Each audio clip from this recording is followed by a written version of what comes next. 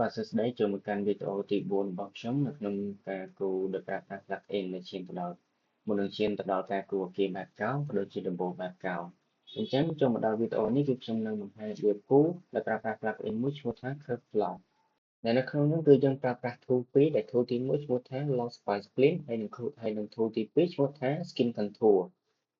Lost by Spline នេះគឺយើងប្រើនៅប្រភេទ line ដែលបិទអត់ជិតដូចនៅ object ទី1ហើយ Skin Contour គឺយើងប្រើនៅលើ object ទី2ដែលមាន line បិទជិតដូចនៅក្នុងរូបនេះអញ្ចឹងបើអ្នកទាំងអស់គ្នាអត់មាន line បិទជិតអញ្ចឹងនៅលើ object ទី1អញ្ចឹងអ្នកនរគ្នា select on មកហើយប្រើប្រាស់នៅ by Spline នេះមកឈ្មោះរបស់វាគឺ Lost by Spline អញ្ចឹងខ្ញុំ click មកគឺខ្ញុំកាត់ជាបាន face ទៅខាងអីដែលខ្ញុំចង់បានហ្នឹងប៉ុន្តែមួយ function ទៀតបើសិនជាអ្នកទាំងអស់គ្នាចង់បាន face ហើយអ្នកទាំងអស់គ្នាចង់បាន structure នៅពីខាងក្រោមនឹងទៀតអញ្ចឹងដើម្បីអាចយក structure វាបានអ្នកទាំងអស់គ្នា select នៅលើ object ទី1ដដែលមកហើយប្រើ control by split នឹងដដែលមកហើយអ្នកទាំងអស់គ្នាអត់ចង់បាន face ទេចង់បាន line ដើម្បីយកទៅគូ structure នៅពីខាងក្រោមហ្នឹងអញ្ចឹងអ្នកទាំងអស់គ្នា select នៅលើ function មួយនេះបើចង់បាន line ប្រឆោយើង click នៅត្រង់ line ប្រឆោមកបើយើងចង់បាន line ផ្ដេកគឺយើង click នៅត្រង់ line ផ្ដេកមកបើយើងចង់បានទាំងពីរយើងត្រូវ click ទាំងពីរបាទនេះវា generate អញ្ចឹងគឺអូខេហើយយើងអាចយក line ហ្នឹងដើម្បីយកទៅគូ structure នៅពីខាងក្រោម face របស់យើងអញ្ចឹងវាផ្ដល់ភាពងាយស្រួលមែនទែនបើយើងចង់គូដំបូលបែបកោងអីអញ្ចឹង object ទី2ក៏ដូចគ្នាដែរគឺយើងប្រើប្រាស់នៅskin contour នេះឃើញទេ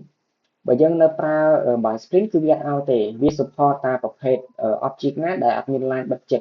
ប៉ុន្តែអានេះគឺវាខុសគ្នាគឺវាមាន line បិទជិតអញ្ចឹងយើងត្រូវប្រើថា skin contour អញ្ចឹងយើងប្រើ skin contour យើង select មកអូខេអញ្ចឹងខ្ញុំ click អានេះដើម្បីបាន face របស់វាយើងអត់ចាំបាច់ click លើ object ទេយើងចង់ click នៅកន្លែងណាក៏បានដែរដើម្បីបាន face របស់វាអញ្ចឹងវាកំពុងតែ generate ឲ្យយើងហើយសូមចាំបន្តិចអញ្ចឹងនៅពេលណាអ្នកនរគ្នាចង់លេង 3D model ដែលមានលក្ខណៈកោងហើយចង់ដឹង structure និងចង់បាន face របស់វាអ្នកនរគ្នាចេះតែប្រើប្រាស់នៅ plugin Curveblock នេះមួយគឺជួយអ្នកនរគ្នាបានច្រើនមែនទែនចង់បាន line ដើម្បីគូ structure ក៏បានចង់បាន face របស់វាក៏បាន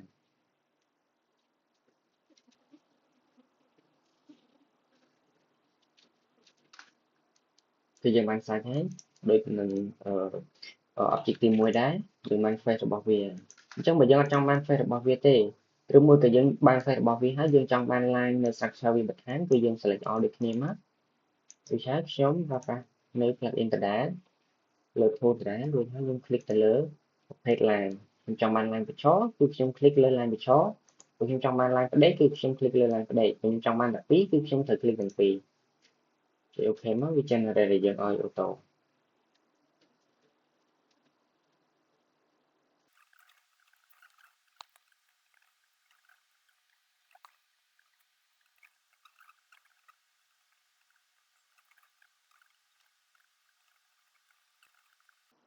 បាទអញ្ចឹងនៅក្នុងវីដេអូហ្នឹងគឺវាមានតែប៉ុណ្្នឹងទេបើសិនជាអ្នកនរគ្នាចង់បាន plugin នឹងយើងប្រើប្រាស់កុំភ្លេច click នៅលើ link Telegram ខាងលើដែលខ្ញុំបានដាក់នៅខាង description ហ្នឹងដើម្បីចូលទៅក្នុង group Telegram ហើយ download plugin យកមកប្រើប្រាស់ទាំងអស់គ្នាជាចុងក្រោយកុំភ្លេចជួយ like និង share វីដេអូនេះម្នាក់មួយផងអរគុណ